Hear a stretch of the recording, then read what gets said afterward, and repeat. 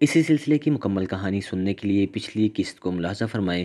اگر ابھی تک آپ نے اس چینل کو سبسکرائب نہیں کیا تو سبسکرائب کریں، بیل آئیکن پریس کریں، ویڈیو کو لائک، شیئر اور کمنٹ ضرور کریں۔ اب منیر کا اصل چیلنج شروع ہو چکا تھا۔ فرار کا مقرر دن تیزی سے قریب آ رہا تھا اور اس کے ساتھ ہی خوف کی ٹھنڈی لہر منیر کے بدن میں دوڑنے لگی۔ اسے ایک فکر یہ بھی تھی کہ کہیں ایسا نہ ہو کہ اس کے جانے کے بعد اسے کوئی خبر دے کہ اس کے ماں باپ اور رشتہ دار عراق میں نکلنے میں ناکام ہو گئے ہیں۔ لیکن اس خاندان کے انخلا کے لیے موساد کا پروگرام بالکل سیدھا سادہ تھا۔ ویسے بھی موسم گرما کے شروع ہوتے ہی یہاں کی مالدار فیملیاں چھٹیاں گزارنے کردستان کے یکبستہ پہاڑی مقامات پر منتقل ہونا شروع ہو جاتی ہیں۔ اسرائیل ان دنوں کرد باغیوں کی خفیہ فوجی مدد کر رہا تھا۔ اس وجہ سے موساد کا ان سے قریبی رابطہ تھا۔ ایک کرد رہنما شیخ بزہانی کے ساتھ بات چیت ہو چکی تھی۔ اس نے مذکورہ خاندان کو پہاڑوں میں کسی محفوظ مقام پر پہنچانا تھا جہاں سے ایک اسرائیلی ہیلی کاپٹر نے انہیں اٹھا کر ایرانی شہر حوازی پہنچانا تھا۔ اس انخلا کے لیے مقرر وقت 24 گھنٹے تھا۔ کم از کم اتنے وقت میں کسی نے اس خاندان کی اپنی رہائش سے روانگی کا کوئی نوٹس نہیں لینا تھا۔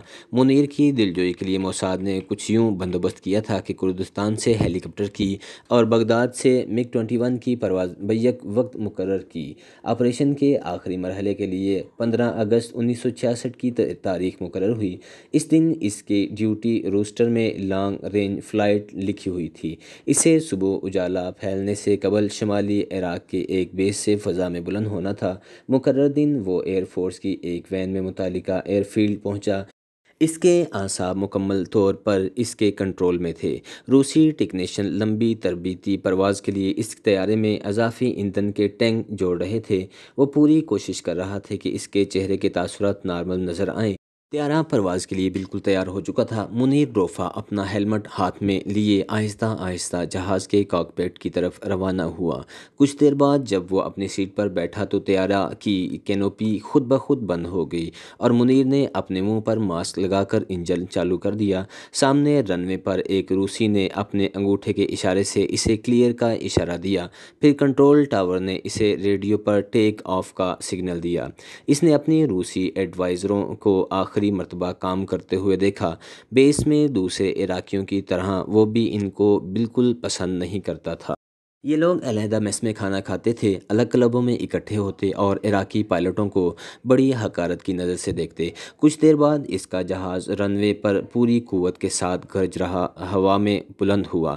وہ معمول کے مطابق بغداد کی طرف مڑا تو ایئر بیس اس کی نظروں سے اوجھل ہو گئی۔ انتہائی بلندی پر جانے کے بعد اس نے اچانک طیارے کے آفٹر برنر آن کر دیے اور اس کے ساتھ ہی اس نے اپنا رخ جنوب مغرب میں اردن اور پھر اسرائیل کی طرف موڑ دیا۔ اس نے اسرائیلیوں کو بتائے ہوئے ٹیڑھے میڑھے فضائی روٹ پر فرار شروع کر دیا۔ عین اسی لمحات پر اس کے دل کی دھڑکن طیارے کی رفتار سے بھی زیادہ تیز ہو گئی۔ یہ اس کی زندگی کا سب سے خوفناک لمحہ تھا۔ اگلے چند لمحوں میں اس کا طیارہ مار گرایا بھی جا سکتا تھا۔ زندہ بچ جانے کی صورت میں اس نے پھر کبھی اپنے آبائی وطن کی شکل نہیں دیکھنا تھی۔ وہ ایک نئی زندگی کے لیے اسرائیل کی طرف بڑھ رہا تھا جو حقیقت میں اس سے پہلے اس کے لیے دشمن کی سرزمین تھی۔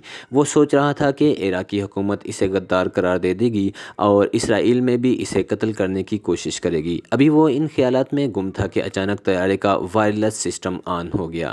نیچے بہت دور عراقی ایئر بیس سے کسی نے انتہائی غصے میں اسے واپس مڑنے کا حکم دیا۔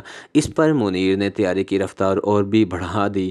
ایک بار پھر وائرلیس پر وہ کرخت آواز ابھری، اگر تم واپس نہیں ہوئے تو سوچ لو ہم تمہیں مار گرانے والے ہیں۔ منیر نے ہاتھ بڑھا کر وائرلیس سیٹ آف کر دیا کیونکہ اسے اندازہ تھا کہ اب عراقی جیٹ اس کے تعاقب میں روانہ ہو چکے ہوں گے۔ وہ سوچ رہا تھا کہ اب اس کے اپنے رفقائے کار اسے مار گرانے آ رہے ہوں گے۔ ہو سکتا ہے کہ انہوں نے اردن کی فضائیہ کو بھی الرٹ کر دیا ہو کیونکہ چند لمحوں بعد وہ ان کی فضائی حدود میں داخل ہونے والا تھا۔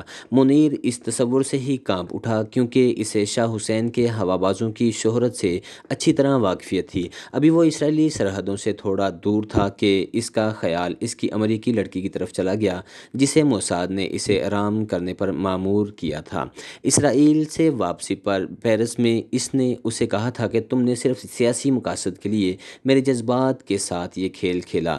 اس بات پر امریکی لڑکی نے اسے خالی نظروں سے دیکھا، پھر دوسری طرف منہ موڑتے ہوئے مخاطب ہوئی، تم ٹھیک کہہ رہے ہو، لیکن مت بھولو کہ جاسوس بھی انسان ہوتے ہیں اور ان کے بھی کچھ جذبات ہوتے ہیں۔ یہ بھی تو حقیقت تھی کہ وہ اپنی جان خطرے میں ڈال کر اس کے ساتھ واپس بغداد جا رہی تھی۔ منیر اسے بغداد میں پکڑوا بھی سکتا تھا، لیکن اس نے منیر پر اعتماد کیا کہ وہ ایسا ہرگز نہیں کرے گا۔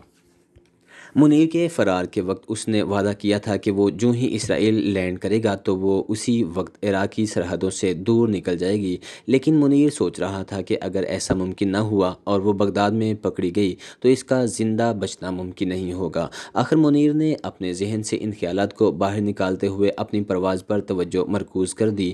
وہ ابھی بھی اردن کی فضائی حدود میں سفر کر رہا تھا اور یقینی خطرے کی حالت میں تھا۔ صرف چند منٹوں کی مسافت کے بعد وہ بحر مردار ڈیڈ سی کے اوپر پہنچنے والا تھا۔ سینکڑوں میل دور اسرائیل ریڈار نے اس کے تنہا طیارے کو طے شدہ بلندی پر پرواز کرتے محسوس کر لیا، اور اس کے ساتھ کچھ ہی دیر بعد اسرائیلی ایئر فورس کے معراج طیاروں کا ایک اسکواڈرن اسے تحفظ فراہم کرنے فضا میں بلند ہو رہا تھا۔ منیر نے جو ہی انہیں دیکھا تو اس کے دل کی دھڑکن خوف اور خوشی کے ملے جلے جذبات سے تیز تر ہو گئی۔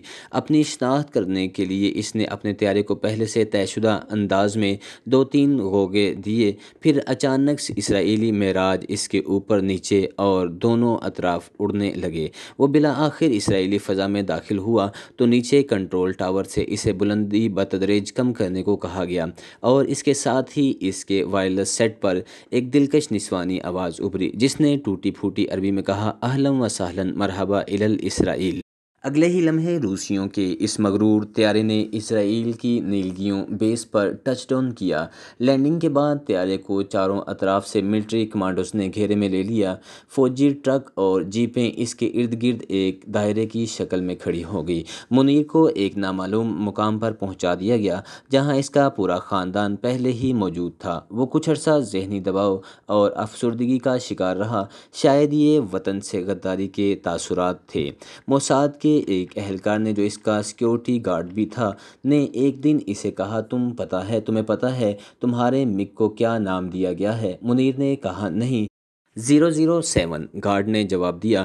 پھر اس نے شرارتی مسکراہٹ میں کہا، ویسے انہیں اس کا نام مس 007 رکھنا چاہیے تھا۔ اس پر منیر کا چہرہ شرم سے سرخ ہو گیا کیونکہ وہ شخص واضح طور پر اس امریکی سیکرٹ ایجنٹ لڑکی کی طرف اشارہ کر رہا تھا۔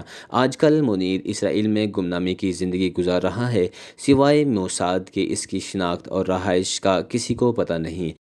عراقی حکومت اسے غدار قرار دے چکی ہے، لیکن منیر نے اس الزام کی تردید کرتے ہوئے کہا، میں نے کردوں پر ڈھائے گئے ظلم کے خلاف بطور احتجاج اپنا طیارہ اسرائیل میں اتار دیا ہے۔ منیر اس امریکی لڑکی کے ساتھ کبھی کبھی ملتا ہے، وہ بحفاظت بغداد سے نکل آئی تھی، لیکن اسرائیل پہنچنے کے بعد اس کے راستے الگ ہو گئے تھے۔ منیر کی اپنی فیملی تھی اور لڑکی اپنے کام میں مصروف ہو گئی۔ کافی عرصہ عراقی اور روسی خفیہ ادارے اس خاتون کی اصل شناخت معلوم کرنے کی تگدوں میں رہے، بلکہ آج بھی اسے ڈھونڈ رہے ہیں، لیکن یہ موساد کا سب سے محفوظ ترین راز ہے۔